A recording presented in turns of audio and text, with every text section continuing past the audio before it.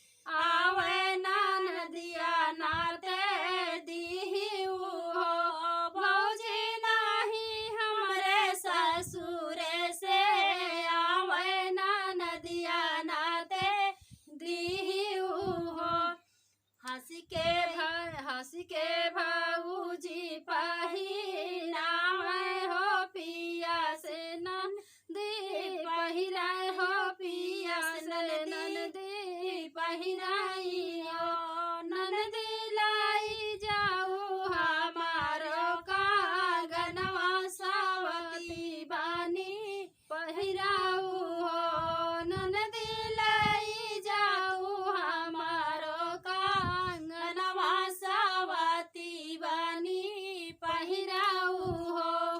धन्यवाद दोस्तों।